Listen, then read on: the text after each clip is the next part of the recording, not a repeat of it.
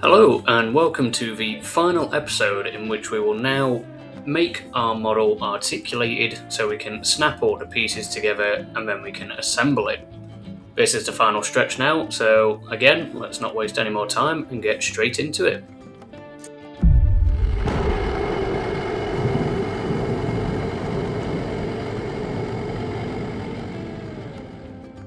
So now that we're getting ready to send this to the print, we need to make sure that all of our pieces are going to print how we expect them to. So for example, with our exhaust, we want to apply our array, and with our shoulder, we also want to apply our array, select them both, and then select the thruster and Control J.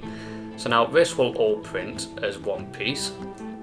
And the other thing that we've got here is we've got our eye, and I'm starting to think that instead of having our eye print with our thruster as one piece as well, we might print the eye separately, and that's because if we were to drop our echo dot in, it might bow it a bit too much so it snaps, the thing itself could fall over at any point, accidents happen.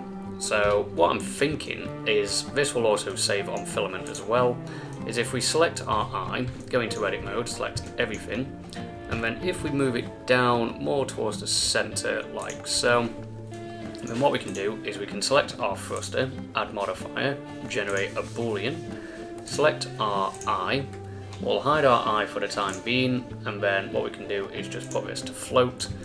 And now what we have is we have this indentation, this hole. So to make sure that our eye definitely fits, we're going to apply this boolean to begin with, bring our eye back, and then what I'm going to do is I'm going to add a loop cut here, just bring it slightly down, we don't want it going inside. Grab this bottom one, double G to edge slide, and then lastly what I want to do is add another loop cut and then just slam that in. And that's because we don't want it to sort of scale in and then we have these angled faces, we just want this to straight away just become smaller. So what I'm going to do is with face select selected, I'm going to loop select these, Control plus, and then I'm going to Alt scale, so Alt S, by negative 0.0005. So that's half a millimeter, that is our printer tolerance. So now, hopefully what it means is that when we print our eye, we can just basically slot it in. And then to make it look nicer as well, I'm just going to grab that and I'm going to just move this on the Y so everything is a bit nice and flat. So now that we've done that, we've basically confirmed that we can print our eye separately and then hopefully it can just go into our thruster accordingly. So if we hide this, we've got it on all sides. And then while we're here, because we've applied all of our modifiers, what I'm going to do is look at our face orientation, and as we can see we've got all of these red faces, so they're facing the wrong way. So I'm going to do basically select everything with A, edit mode, A to select all faces, then Shift N, recalculate normals, and now everything is nice and grey. So now that we've done that, what we can do is we can focus on making sure all of our arms stay together, and to start this process I'm just going to 0 their rotation on the X, and I'm specifically using this set of arms because they're on the Y, whereas if I reset these it'll just become a little bit funny and a bit of a hassle to deal with. So what we're going to do is just set these to 0, including the equipment. And just as a visual guide, if we move this on the Y, we'll see that our shoulder is flat and the inside of our arm part number 1 is also flat. So if we were to have this in place, I can almost guarantee that if we rotate this on the X, and now we have a bit more weight here, this is going to basically start falling away from our arm. So I'm sure the grip strength's there to basically maintain its rotation that it sits on, but I just personally don't think it would actually stay on the shoulder and it will start to basically deviate. So to prevent this from happening, I'm just going to hide that and come into edit mode on our shoulder. I'm going to inset these faces, extrude along normals so they come out a little bit, that might be a bit too far. Just make sure that this is bounding box center, scale on the X to bring them in a little bit, and then bring back arm part 1. And to make this a bit easier in the long run, I'm just going to select all of these arm pieces M, move to a new collection, and these are going to be called arm adjustments. So now that we've got this extrusion on our shoulder, I'm going to select arm part 1, add modifier, generate, boolean, select our cradle thruster, and if we hide our cradle thruster, we'll see that we now have this hole or indentation.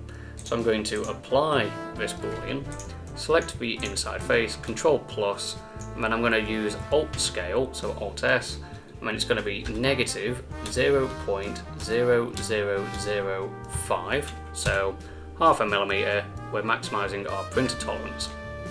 And the reason why we're doing this is because basically if we bring back our thruster, it just means that it can't really, move down this way, it can't move up, and it can't come away on the Y either. It prevents it from, like say, deviating. It keeps it in place to an extent, and then hopefully the grip strength is still there. Then it means that we can still rotate it to about here, say. So yeah, now that we've done that for the shoulder to arm part 1, we can now do shoulder to arm part 2. And then this one might be a little bit different because with this one we have all of these weird faces. So what I'm going to do is select those, inset to about here, and then I'm going to go edit, and then within our loop tools I'm going to click circle, scale it in everywhere but the X, and then what I'm going to do is just move it on the Y so it's a bit more centered, and then maybe scale it down a bit more on the X a bit more. Again, we don't need to be huge, we just need to be enough so that basically these things will clip into each other. So what we're going to do is arm part number 1 again, add modifier, generate a boolean, select arm part number 2 this time, hide arm part number 2, make sure it's happening, make sure it's clean, apply boolean, and then like I say again, we're just going to select those faces, Control plus, Alt scale by negative 0.0005, and now hopefully when we print these two, they should basically be held in place. So now that we've done that, I'm just going to basically time lapse the rest of this because it's going to be basically rinse and repeat of the same process.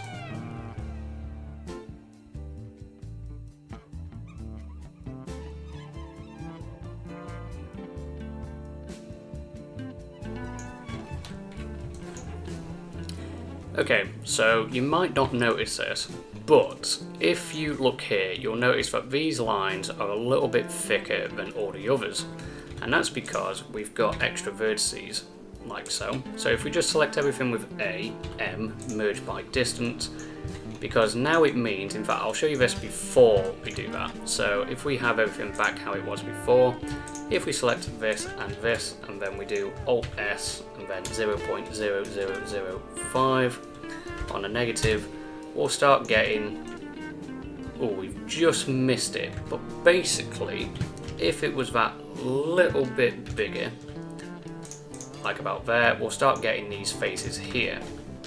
So what we need to do is basically select everything, merge by distance, and now if we select these faces and then Control plus and then Alt scale by 0.0005 minus, and if we basically just scale it a bit more on the X again, we do get these, but it just means that we can just simply move them a bit easier. So now we can just move them down like so, and now the faces aren't really much of an issue.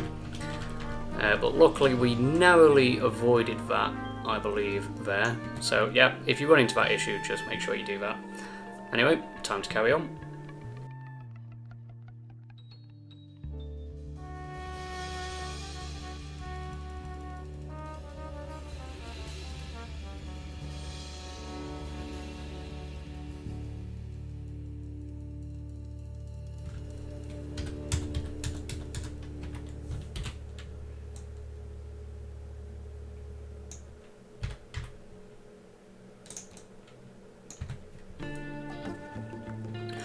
Okay, so we've done arm part number 5. So if you've done exactly what I've done and your buzzsaw and your manipulator arm are basically not where they should be, then what we need to do is basically we need to zero everything but the Z. So if you end up with these funny Y rotations, which these ones haven't now, but like that one did, or does, so we just need to 0 everything but the Z. And that's important because with the Z we need to basically make it so our transform pivot point is our 3D cursor. The 3D cursor needs putting back to the world origin, and then now if we put this to 0,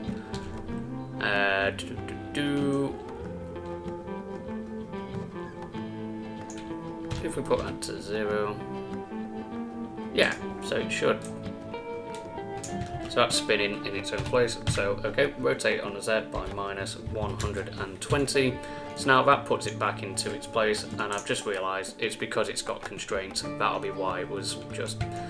Anyway, so if this is roughly where it needs to be, this is because we basically navigated it on the X and Y earlier to try and get it to line up with all the other arms, but basically if we line it up to about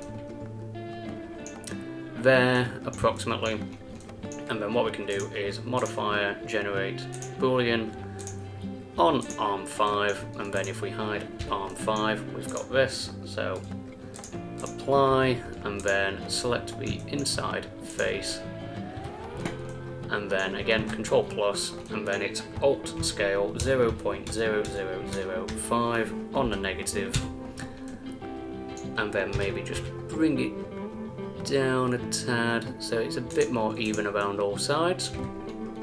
So that's our manipulator hand arm, and then we need to do the same thing with our buzzsaw, so we just need to put everything to 0 except from the Z.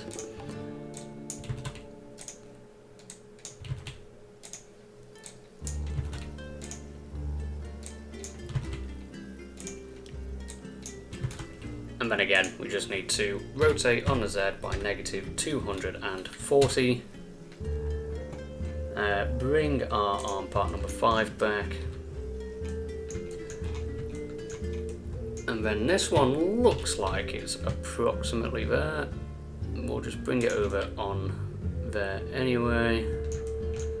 And then it just needs adjusting on the Y. Possibly a little bit on the Z. And then yeah, what we can do is add modifier, generate boolean, arm 5, hide arm 5, that looks good. Apply, select face, control plus, alt scale 0.0005 on the negative. And then I don't really think that one really needs adjusting all that much, but we'll bring it down on the Z anyway.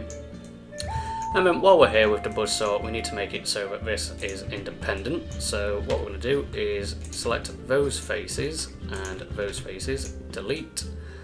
And then what we can do is Control L on the buzzsaw itself, and we can P to separate selection. And then we'll rename these accordingly. So this is our buzzsaw grip. And then we've got our actual buzzsaw. So we'll start with the grip first. We just need to basically delete this face. That one's fine as it is. And then we just need to give that one a face. I don't know why this one had a face, or two faces for that matter. Anyway, we'll inset, and then we'll Alt-E, extrude along normals to about there. And then what we can do is we can bring our buzzsaw back. We'll hide the grip for now. And then what we can do is loop select the inside faces, like so. Add modifier, generate boolean, and then make sure it's on the buzzsaw grip. And then that gives us our hole here. Apply, select inside face, control plus, alt scale, negative 0.0005.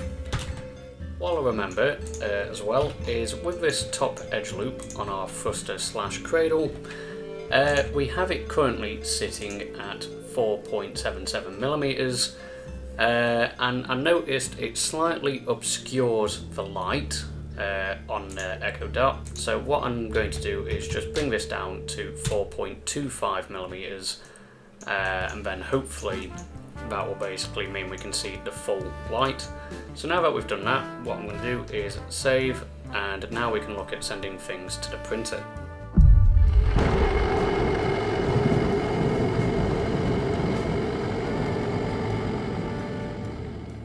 Alright, so we're ready to send things to the slicer. So before we do that, we need to make sure our flamethrower and manipulator hand are on show. And with our eyes, we need to apply the array, select everything on one, Control L, P, separate selection, and now this is our eye. Arms and all that are separate, of course, and then so is our equipment. So to make sure that we've got a catalogue everything, I'm just going to bring in my notepad and print. We are 1 times thruster, we are 1 times stand, we are 3 times eyes, we are with our arm pieces, we are 3 times arm part underscore. Then what I'm going to do is I'm just going to copy this because it's 1, 3 times arm part 2, 3 times arm part 3, 3 times arm part 4, and 3 times arm part 5. Then lastly we have our equipment, so we have our 1 times flamethrower, we have our 1 times buzzsaw, we have our 1 times buzzsaw grip, then lastly we have 1 times manipulator arm. So now that we've got that, there's a couple ways that we can look at printing these. So with our eye, for example, if we want to export just this, we can go to File, Export, STL, come up, make a new folder, STL, and then just go in here, and then we can call this, for example, eye, make sure it's on selection only, and then just export it that way. Or what we can do is we can make sure we've got one of everything. So that's our arms, we've got our eye, thruster, stand, flamethrower, buzzsaw grip, buzzsaw manipulator arm. So what we can now do is go File, Export, STL, make sure that we are in the STLs. So it took us back to Blender files because we didn't export anything yet. We want to batch everything, so we want everything to be its own file, we don't want it all as one, and we want it as selection only, we don't want to start exporting the other eyes and everything else. So what we're going to do is call this Mr. Handy Echo Holder underscore, and then it will be manipulator hand on part 1, etc. So now that we've done that, I'll open Creality because that's what we're going to use. And then I'm just going to look into my Windows Explorer, and then everything is here. Mr. Handy Echo Holder, stand, manipulator hand, So to begin, we've got our cradle thruster. So I'm going to slice this, and I can see it being riddled with supports around the bottom. So if we preview this, oh yes, too much. So what I'm going to do is I'm going to rotate this so it's face down, and then hopefully that'll be less support, and it reduces the time it takes to print as well. So we're going to save to file, we're going to go to downloads, our Mr. Handy Echo Holder, and then this is going to be our G code. So this is our cradle thruster. So now that that's done, our next item is going to be our stand, which is here. Slice that. It's going to take a long time just for a stand, but yeah, I mean, I suppose it takes longer to print upwards because it's got to constantly make a new layer, whereas if we had something really long, it's just got to go all the way along, whereas this has to go round, up, around, up, around, up. Anyway, yep, so that's our stand, so we'll save that. What next? We have our eye, so we're going to import our eye. Again, that's just going to be riddled with supports from what I can see. 2 hours and 5 minutes, but what if we print it on its side? I mean, that's not exactly the side I wanted. We do have a flat face here, so we can just select that one. There we go. And then if we slice that, 1 hour and 22 minutes, so yeah, we'll export that. Then next we have arm part 1. So yes, because arm part 1 will have a slight bit of bowing, it will sort of go out a little bit. What I'm going to do is I'm going to print it on its side, because it has the ability to snap basically if we end up having it where, say, this part bows out, the layer line would be there. So if we print it this way, there we go. So if we print it this way, it means our layer line goes across the entirety of our joint. So if we slice here, so that's 26 minutes, that's kind of nice. So we can delete that, and then arm part 2, same again, we're just going to basically flatten it and then print this way. 13 minutes, Is that as flat as it can be? Yep, 13 minutes, cool. So save to file. I wish these would just disappear after so long. So yeah, delete that. Arm part 3. Same again, select a flat part, slice. 7 minutes, cool. Arm part 4. Select there, slice. 19 minutes.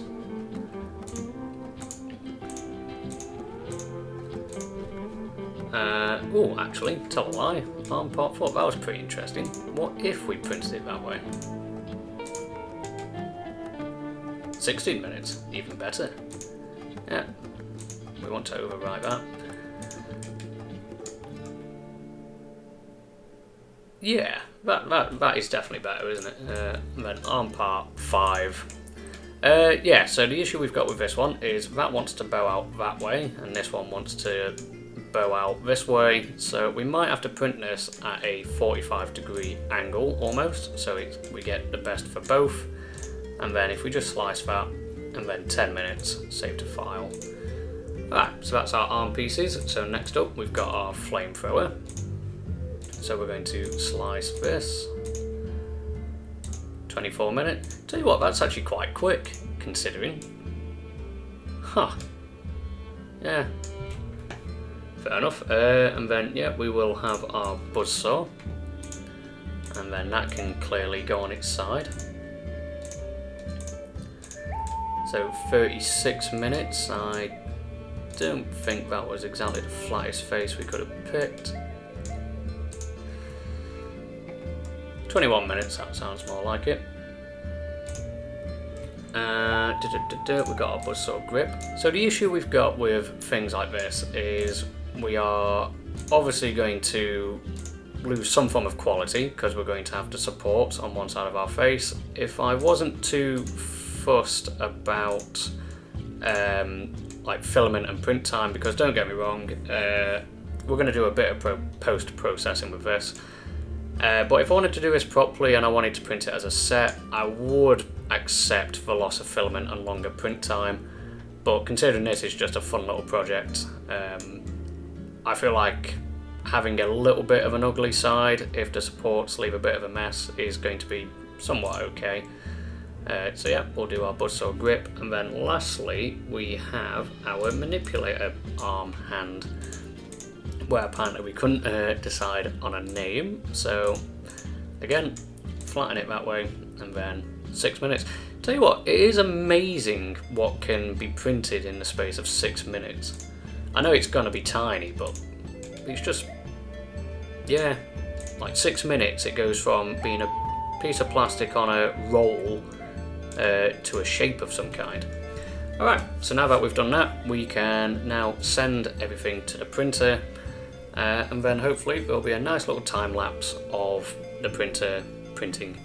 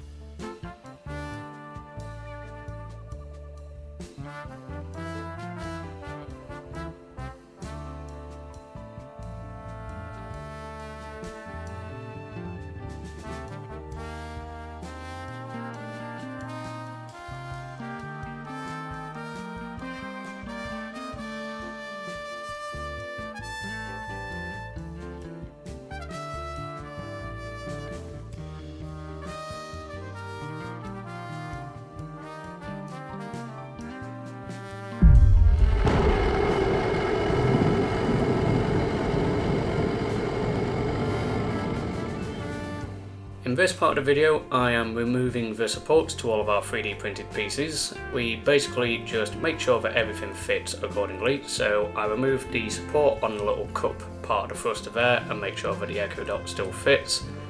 Then I follow through with removing the supports on arm part number 1, and then I'll attach that to the main thruster body just to make sure it clips in place. So the thing is, everything fits in place according to plan. The only issue is, once we get onto the assembly part of the video, as more arm pieces get attached, the weight starts to bear down on arm part number 1 to 2, for example, so it starts to become a bit flimsy. So you'll see with arm part number 5 that we currently have the ones with the hook on display there, but you'll see that it will change because the hook came off with the support. There was no saving it, it was too thin. So we go through a design iteration to make a thicker one that will actually keep it in place, and then we eventually sort of do that with all of our other arm pieces. But for now, we'll watch the assembly and then go through our design changes.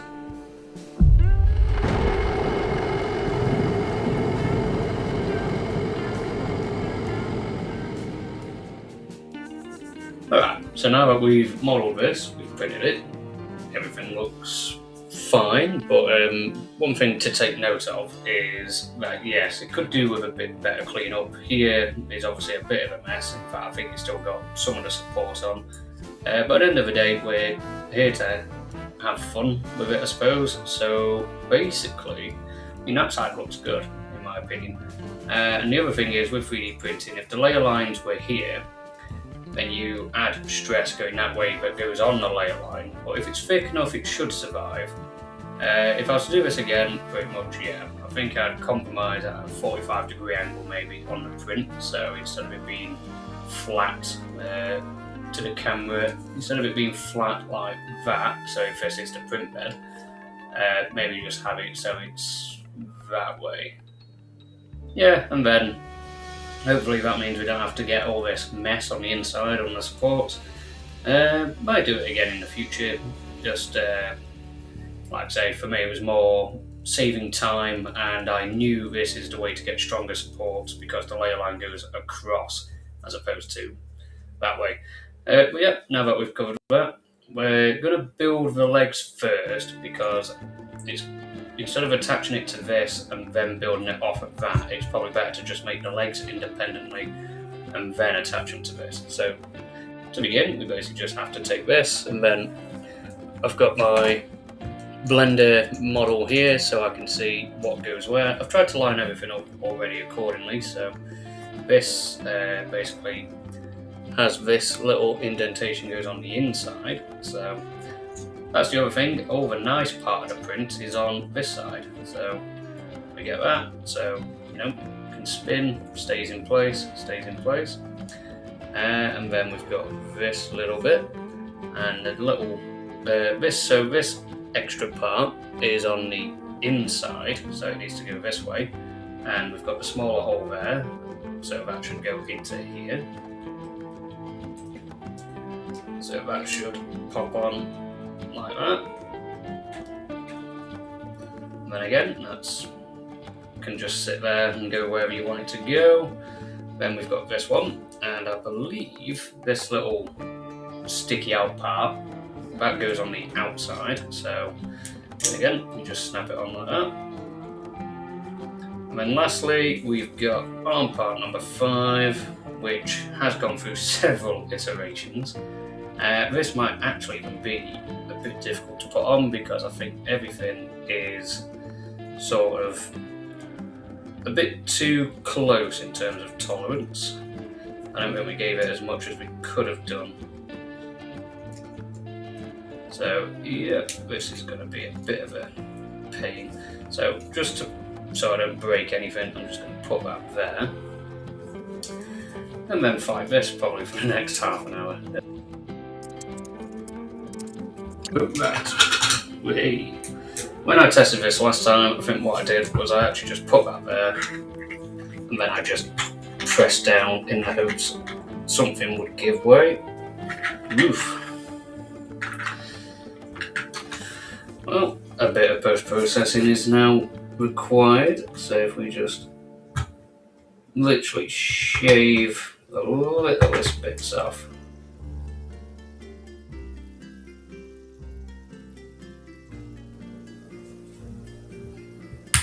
There we go.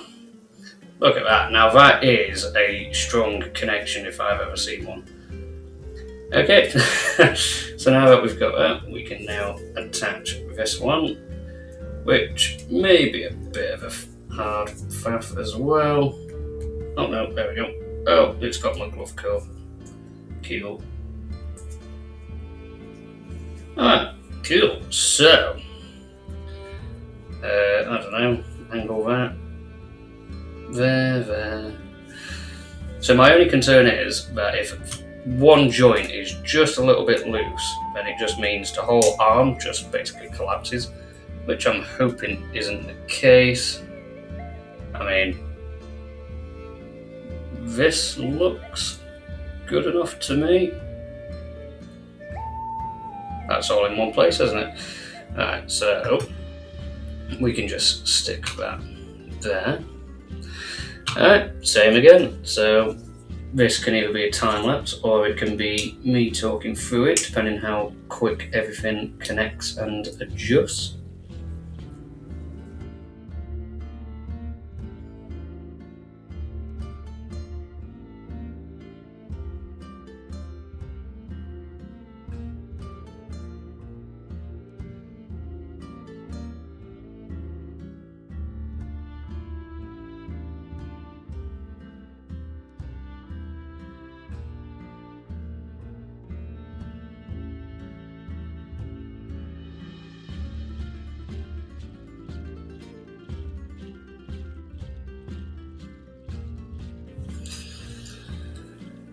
Okay, so unsurprisingly, I did end up having to do it off camera because what happened was the original one that we had, if you look here, so again, this is where your layer line issue comes in. Basically, layer line, guys, camera's awful. You can't really see it, but yeah, basically the end snapped off, so had to reprint it and then basically make sure it got on. So yeah, there we go. As you can see, we can bend this and you know, our flamethrower stays in position now. So we've got that, luckily. And then yeah, we can just connect it to this part of the armor chart. And then boom. He says, there we go. So that is now on. So now we've got the final arm to put on, and I think what we'll do is we'll do arm part 5 first, so that can sit there. So yes, what have we got? We've got our buzzsaw. So this just goes in there, and then there we go. So that can spin when it doesn't jump out of its slot. So yeah, like so, that can spin. And then yeah, so if we try and do this one first, see, it does look perfect. But of course the issue we get is they have to go inside there, so what we'll have to do is again either wrestle it for half an hour, or we'll have to start trimming off some of the sides. I have not got my cardboard. Okay, so if we just... I think it's because it's an FDM printer, so as it prints, it's like oozed a bit too far on the outside, which is probably why we have these 0.5mm tolerances. Because yeah, it's not all that much, but obviously it's just enough that things don't fit perfectly. So I'm just going to, again, just shave a thin layer off of here.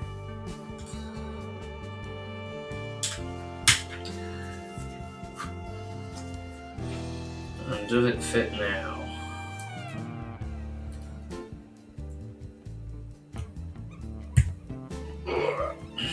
Now we just need to push until it clicks in place. There we go. Excellent, so we've got that.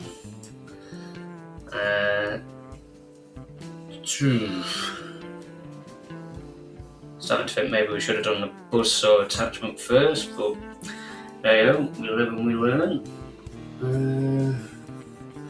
So yeah, if we just, again, shave a layer off of here, and on this side, maybe take the wheel out of that one, because we don't want to possibly snap the arms.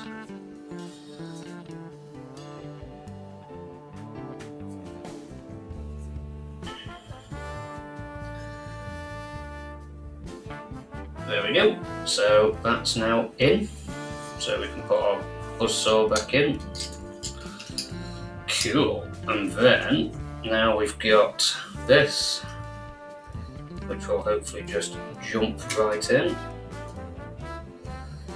like so, and then finally we've got this one. This one hasn't even been emptied of its supports. There we go.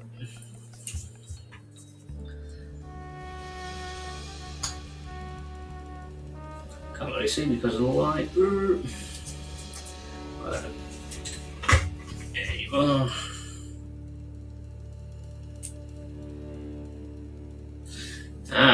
Yes.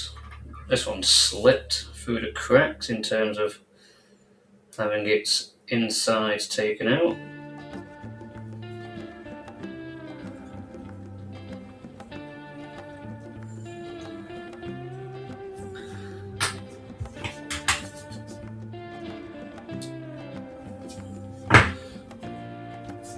Okay, so that should hopefully go inside there. Right, so, and lastly we've got this, which should just be a very simple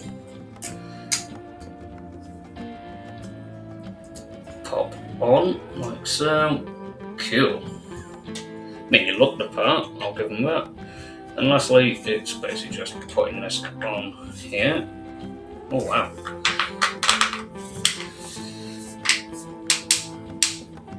I'm not sure if that's on all the way, if I'm honest, but we will soon find out. Do the eyes while we're here, because I imagine they might be a pain to deal with, so I think certain ones fit in certain places with the way that this is printed. So yeah, that one fits in there. You're obviously not getting a shoe for this one, so that one fits in there. So if we just loop it round, then now we've got this one that fits in that one. And then now we have this one that goes in. That one sags a little bit. Let's see if we can crimp this a little bit.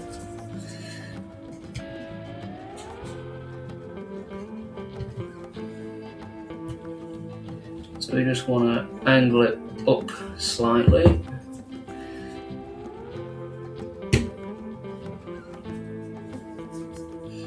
go. So now that we've got that, so we'll probably have it facing us. So this will be the front.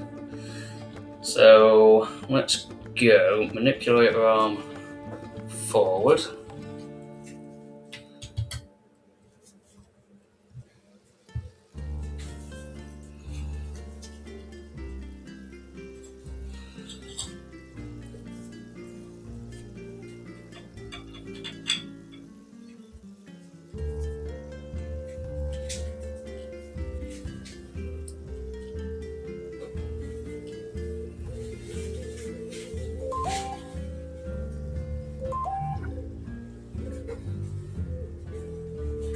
Hi, is that Kevin? No, this is not Kevin. Alright, no problem. My name is Tom from my replay. Don't worry, this isn't a sales call. I'm reaching out because the FCA recently announced the car finance redress scheme. My system suggests you may be owed money from a vehicle taken on finance in the last 20 years.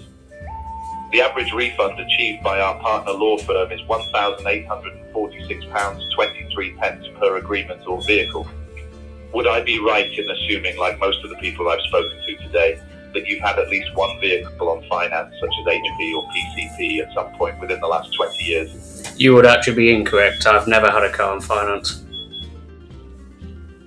I'm sorry, it seems you won't be eligible. We'll update our records to reflect this. Goodbye. Good.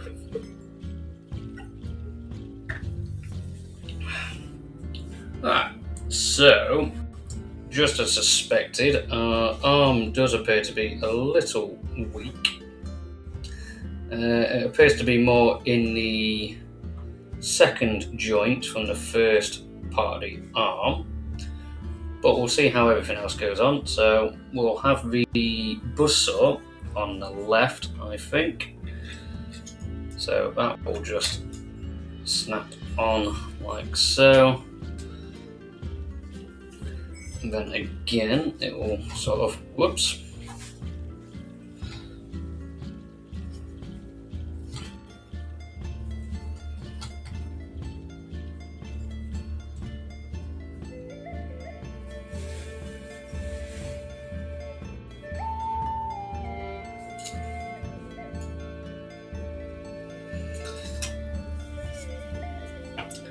This is not going well.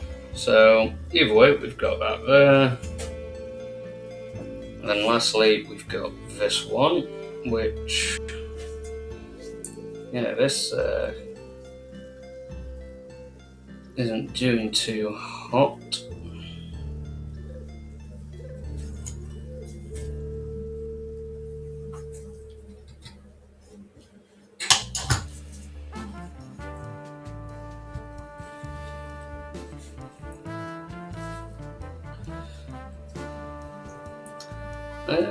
Right, how did this go? So it was down, and then I think that was up.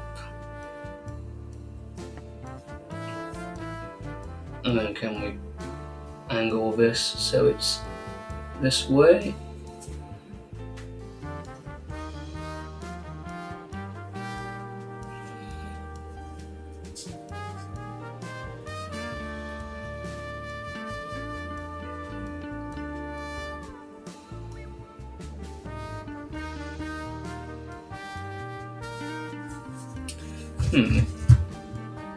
It is at this part I realise that our design has faults, as the limbs aren't strong enough to support each other, so now we need to overhaul some of the limb designs so that we can make a more posable figure.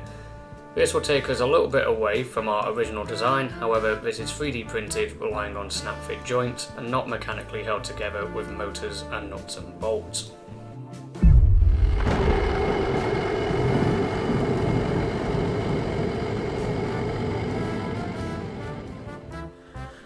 Okay, so after printing all these parts, just as suspected, we were relying way too much on this. So the good news is this is still viable. So all we need to do is we basically just need to convert basically this, but on this side. So we'll have to go outside, and then this will have to be clamping that, and then something will have to clamp this. Probably a good thing, because I reckon this might have some weight to it, so that little thing is just going to roll anyway. So yeah, I think what we can do is we can maybe use this to our advantage, this face on the inside. So if we just select these and these, and then if we do Shift D, right click, P, separate selection, and then what we can do is select all this, and then we can scale it everywhere but the X. We can come in a little bit, go into X-ray mode, edge mode, select the inside, like so, and then we'll scale that out a bit so it definitely fits on. And then what we can do is select everything and scale it out on the X so it's not massively on it. And then, yep, what we can do is we can just extrude along normals. Maybe we can extrude, that scale, we can extrude again, scale on the X, and then just come out to about, maybe not there, just give it some shape, and hopefully that will fit, and then it's Alt-E, extrude, like so. We can probably afford to bring this in just a little bit. Scale on the X, bring it in. Yeah, something like that. And then what we can do is we can select the bottom 6, 8, 10. Yep, why not? The bottom 10. 1, 2, 3, 4, 5, 6, 7, 8, 9, 10. Extrude down. In fact, we can actually keep this nice round element to it, so we can just extrude again. Then with this, what we'll do is we'll just Control L, delete that. It was nice to have, but not viable for what we've got. And then what we can do is we can select these faces here and that face there. And then we can Alt-E, extrude along normals, and then just have it so it comes in. Bit bulky than we want it to be, but that's what we've got to play with. And then if we really want to, we can just add a loop cut around here. Select the edges, Control B, Alt-E, extrude in or out. Yeah, why not? Out looks pretty cool, doesn't it? And then what we can do is we can print this maybe the other way so it's flat ways. So yeah, I'll get this off to the printer, and then what we can do is we can progress. So one final thing that we need to model is basically a cable holder. Otherwise we're going to have a cable basically just floating off and then going to where our plug is, whereas instead we like the idea that we could maybe get it to somewhat attach here and then come out towards the bottom. It just might make it a bit neater and a bit more tidier. So to begin, what I'm going to do is basically just hide all these top parts, because the basis is we need something to actually hang on to our stem. So I'm going to grab this face, Shift D, right click, and then I'm going to move this to 0, and then I'm going to P and separate the selection. So then what we can do is we can see that this is the halfway mark, so 1, 2, 3 and 4. So I'm going to go from there, 1, 2, 3 and 4. So then hopefully we've got something that can actually sort of grip it. So using our data that we've got from earlier, we now need to do the cable width. So what I'm going to do is mesh, circle, and then this is going to be 3.23 divided by 2 millimeters. And then what we can do is we can move that over on the X to about here. And then lastly, what we can now do is turn this off. We can select everything, and then what we can do is extrude, right click, alt scale, 0.0005, something like that. And then what we can do is the same with this, but what we're going to do is we've got our halfway, 1, 2, and then we're going to go halfway, 1, 2, then delete these, select all of these, and same again, extrude, right click, alt S, 0.0005, something like that. And then if we just join them both together, And then maybe what we can do with this is if we just select the outside of this, we can make it a little bit bigger by scaling out on everywhere but the Z to maybe about there. And then what we can do is we can do the same thing with this. And then lastly, it's just a matter of selecting one, and then maybe 1, 2, 3, 4, maybe not that far, 1, 2, 3, 4 faces there, and then that one, and then 1, 2, this one, and 1, 2, and then this one, and 1, 2, 3, and 4. Then what we can do is select everything, Shift N to make our normals faces, and then add modifier, generate, solidify. And I'm going to make this 0.0025, I think. Something like that. So yeah. And then what we can do is we can file, export, STL. Alright, so I don't know how we manage this, but if we look at the flamethrower, not only did it get past the design stage, but we've got this gap in the middle. That was probably why our support was so weird. So what I've had to do is go in here, move this on the X so it's inside, save, and then file, export, STL, flamethrower, selection only, overwrite, and now, hopefully, if we bring our flamethrower in, we'll see that it's now in, and hopefully our support will be a bit better. If you're wondering why I didn't click reload, in the past when I've clicked reload on that, the page crashed.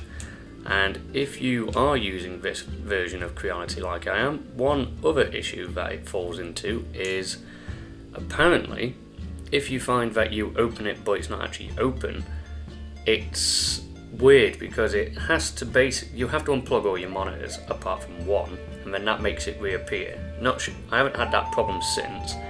But it seemed to stem from when I clicked reload and the entire website crashed, and then that was it. But yeah, basically I didn't have our model inserted, so hopefully we can now see that's there, and now we can print the flamethrower properly. Okay, so unfortunately our other design changes were done off screen, and that's because we went through several design iterations until we finally got what actually allowed our limbs to sort of snap in place and stay put. So what we'll do is I'll start from top to bottom and then explain why we did what we did. So for example, the left side is our before, the right side is our after. So one thing you might notice is we have this huge gap here, and in our newer one it's much closer. And that's because if we look at our references, we'll see that the gap was never really that big to begin with. And then what I did was I also thickened up the plate from the front. So as we can see, that looks quite narrow, and then that one's much thicker in terms of, if we look at this, it is quite a thick piece of plating. So then the second thing that I did was I thickened the exhaust vent there, because even our 3D slicer reckoned that we probably wouldn't be able to we'd only be able to get, say, this bit and this bit. When we go to our live action of our assembly, I'll showcase the differences with our thruster, just so you have more of a real world visual of it. What else have we got? So we've thickened the exhaust vents.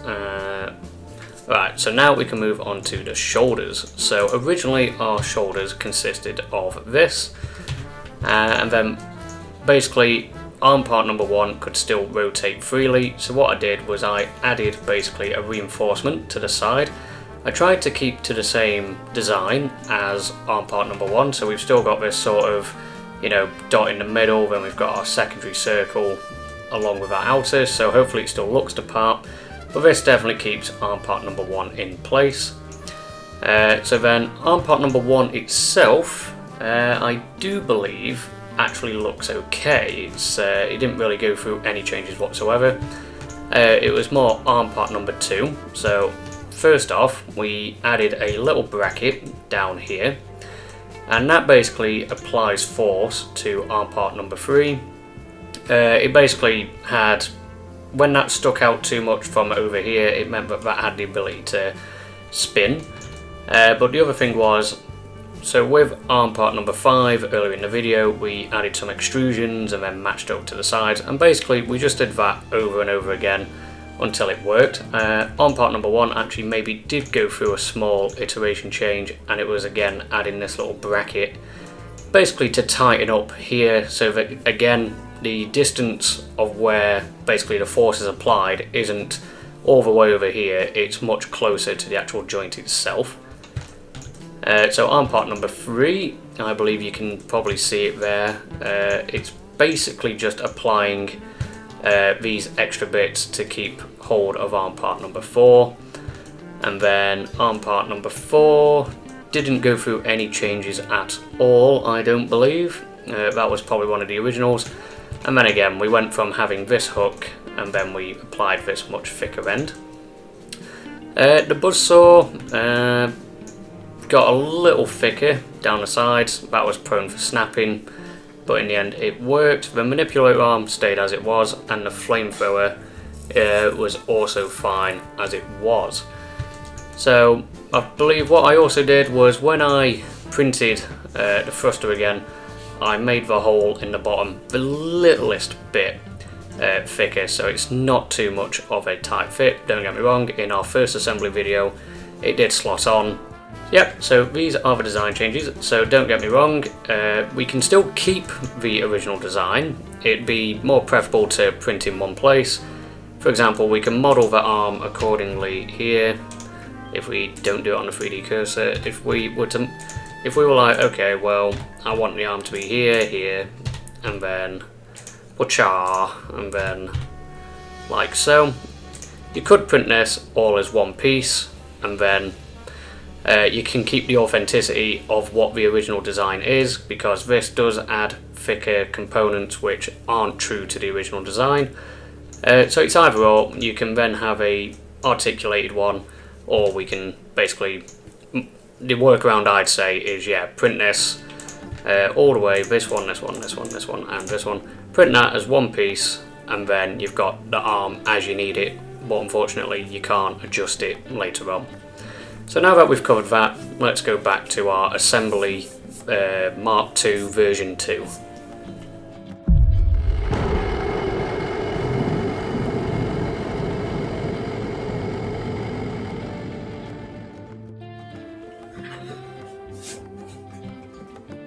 Alright, so welcome to assembly part 2 or version 2, in which we will now hopefully be able to build this with more accuracy and a lot more of a stronger build.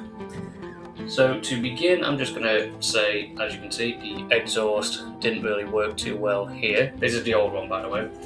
And the orientation, like I say, this is where you have to be careful of your prints, because this is snapped off here. Don't get me wrong, looks quite thin, relatively weak. Yeah, so this is the old one, and this is the one where it even had the little insert, whereas all the others are flat. The eyes are another example, so we can see that they are just a little bit shorter, but the little armour piece on the front is a lot wider as well. And like I say, when I was going through the iterations of making sure that the arms could actually snap on and stay in place, the reason why it wasn't a recording is because it went through so many iterations. And funny story, I must have accidentally overwritten STL arm part number 3 with STL arm part number 2, so I printed 6 of the same arm, and I was wondering why, and it wasn't until I came back to my PC and realised my error. And then lastly, the other thing that I can showcase is this was our buzzsaw component. That's quite thin, but you can even see flex out there, whereas our newer one is a lot more thick and sturdy. So yeah, and then what I'll do is I'll even show arm part number 5. So as we can see, this is our old one. So there's the support, and then if I just grab this, there's just nothing that can be done. You can already see it's pulling on there, so even if we try to sort of save that,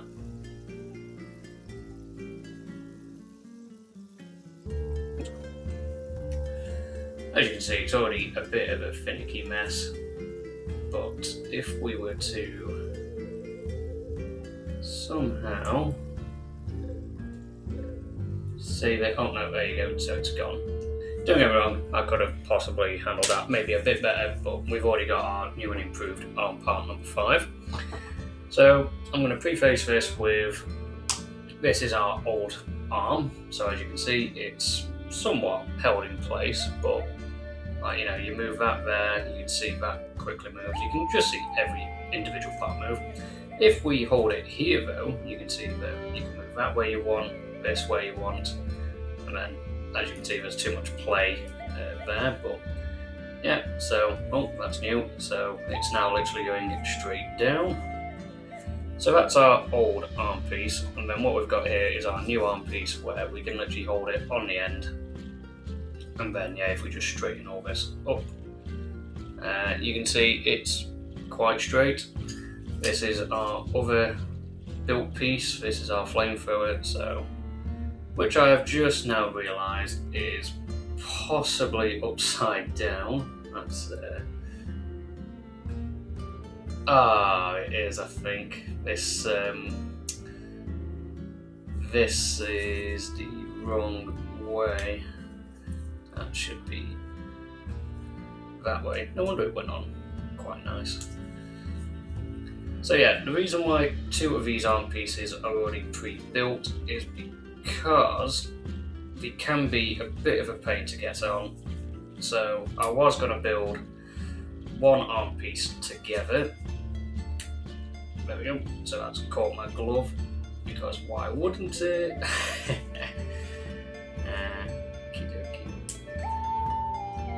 We've now got a puncture in that one, but that's fine. So anyway, now we've got our flamethrower the right way, and that's kind of perfect because with our other arm piece, arm part 2 and 3 are already together because they are probably the hardest pieces due to that little bridge there. So yeah, like I said, we can build our other remaining parts. So I just need to pull the support off of here.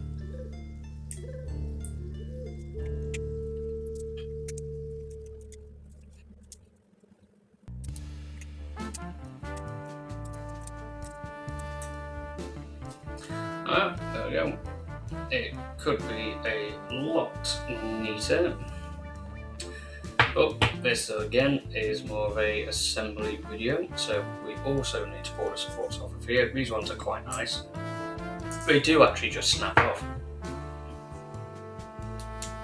There you go. Just like that.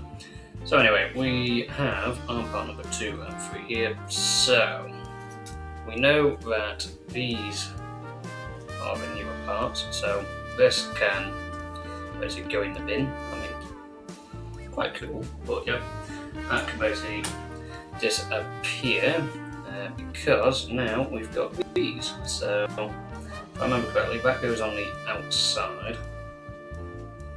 So then we just need to attach this into there.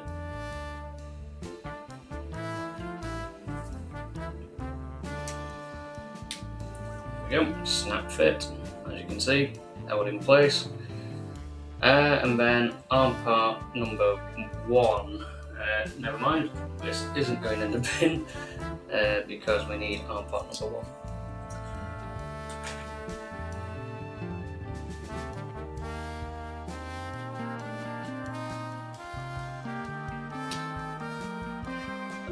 There you go. So this is now in place. So that's all of our arms constructed. I've already torn off quite a few of the supports with this. You can see the inside is quite clear as well. And then I've also done the honour of taking that out. That came off quite nicely. So again, I can just disappear over there.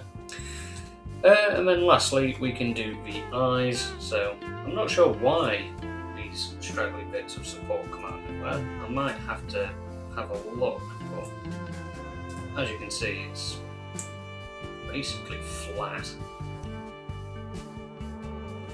So yeah, I'll just maybe time-lapse removing these.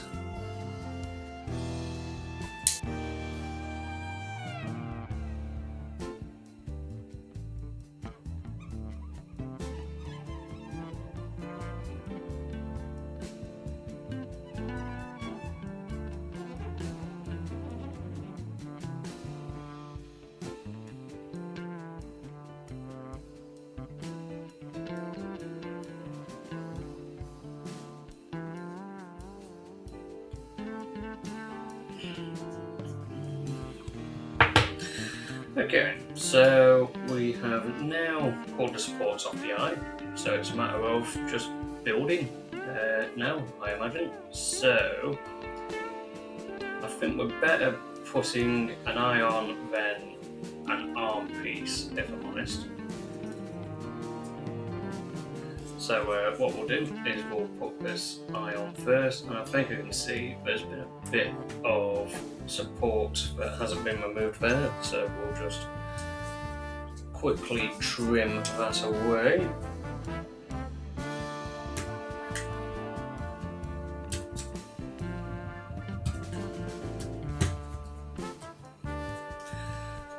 And now if we put it on,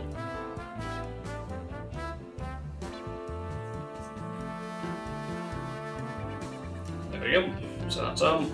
And then what we can do is we'll do this one for the buzzsaw. So I think these ones are going to be a little tight. We'll soon find out.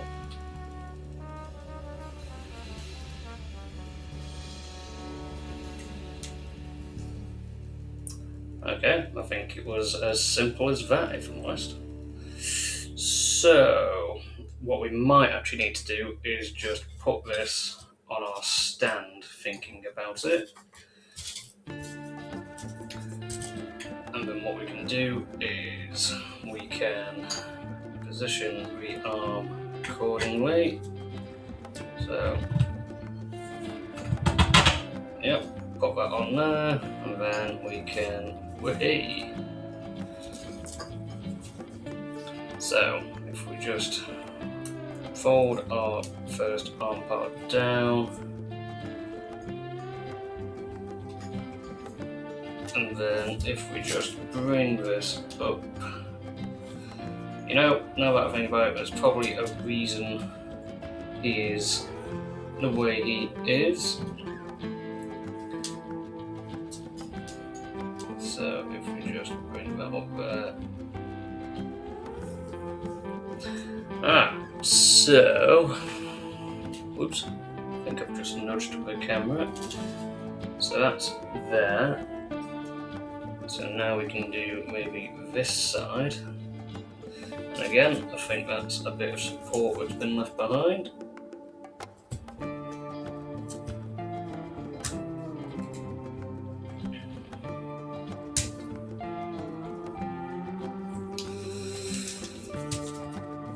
And then if we just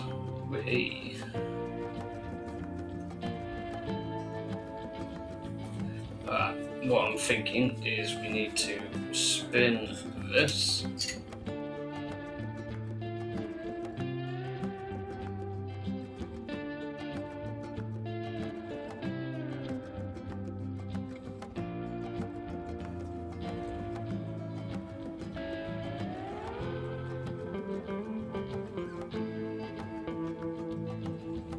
There we go. So now that's on, and then what we'll do is we'll do our flamethrower on this time, I think. So like I say, there's probably a reason why his arm is the way it is. So what we'll do is sort of basically mimic that. So what we can do is attach arm piece number 2 or arm piece number 1 into here. Look at that, snap. Okay, so I'm thinking we'll actually do the last arm first, and then we'll put the eye on after, because the arms appear to be a lot easier. So, and of course it'll be the last one that proves to be an issue. Right.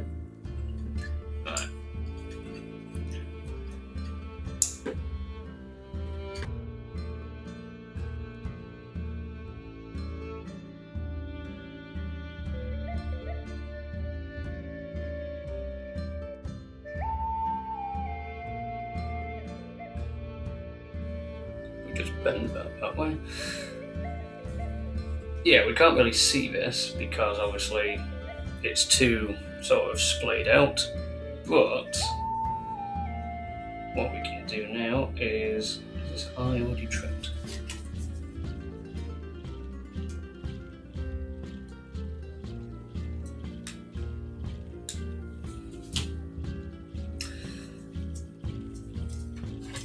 Let's see, so, oh yeah, that was straight in.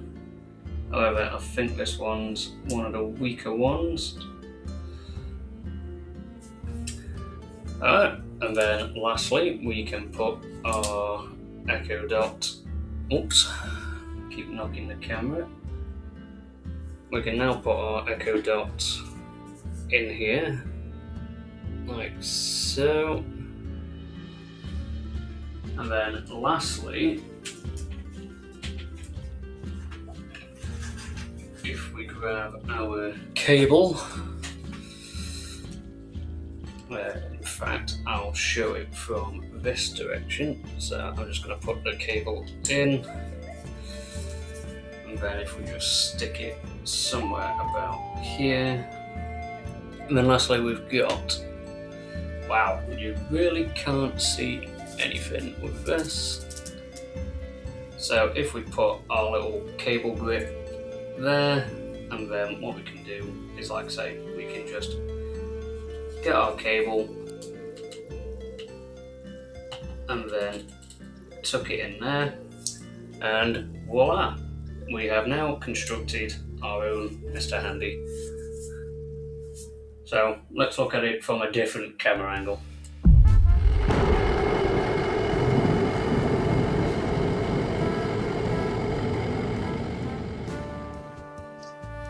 Alright, so now that we've basically finished our model and we've assembled it, we can now look at basically reviewing it.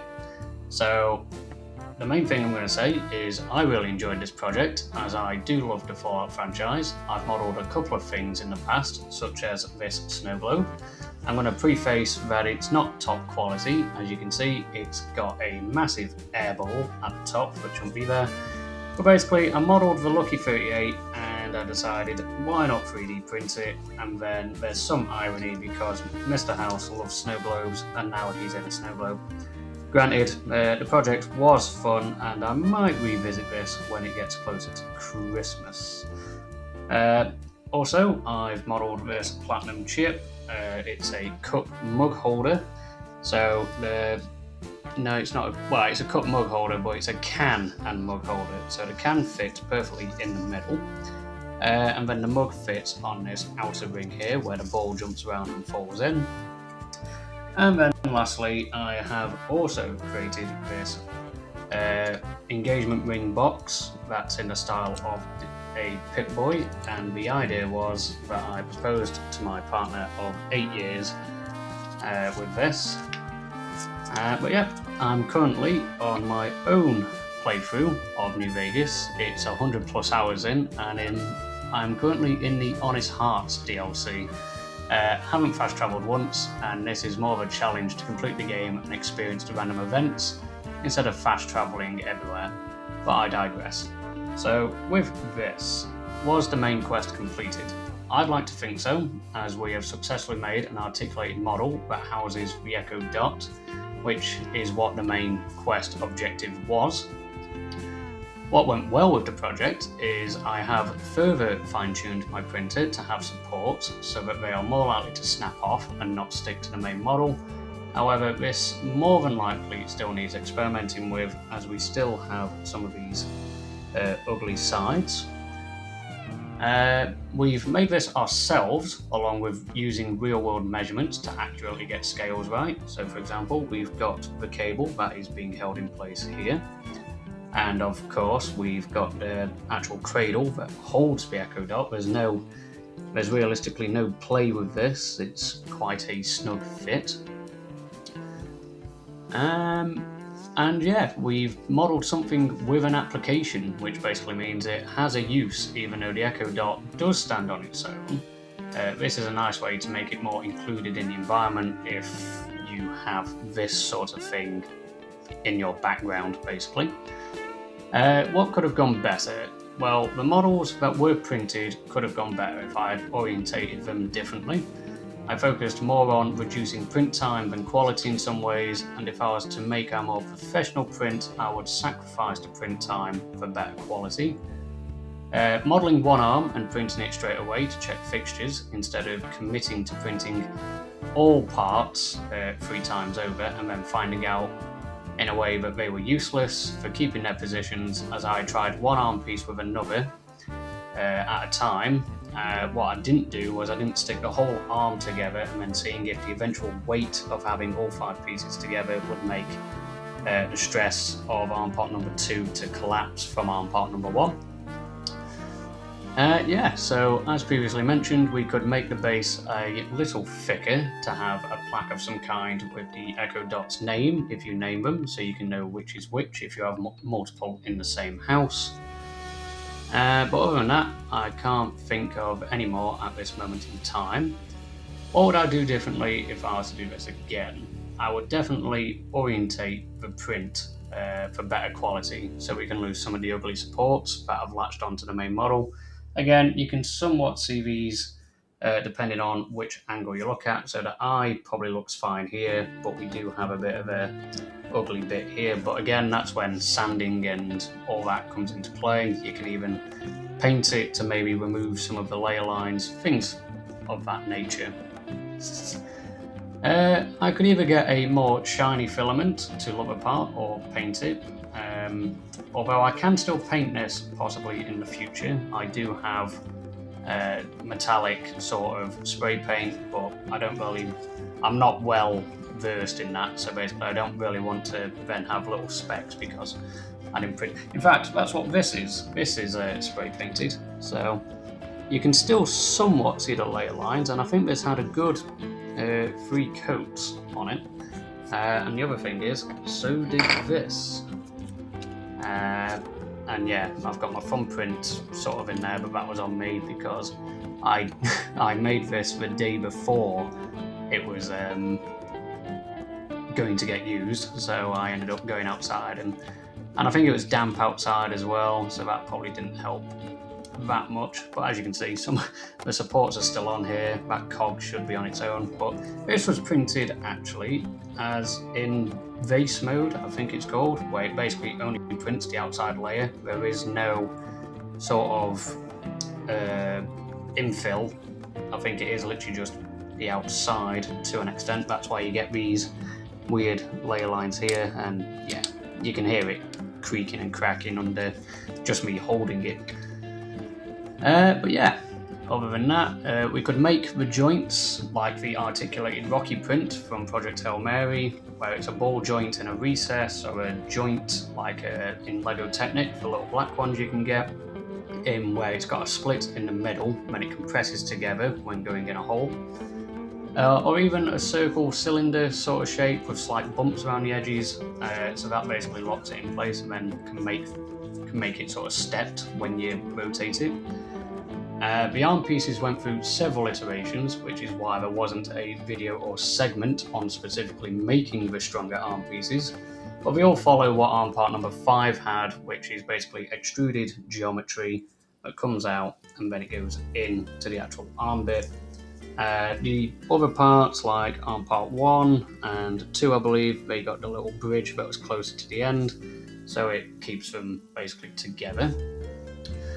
So yeah, what are some takeaways? So there's only a couple, and that would be, if you made this yourself sort of thing, you can adjust the design to be however you want it to be. You can give him 2 arms, 4 arms, you can give him a triple exhaust thruster.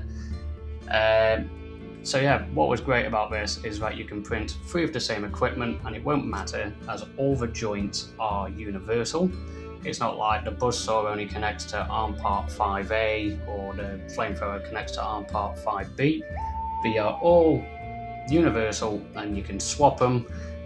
So you know, that could go on this side if you really wanted to.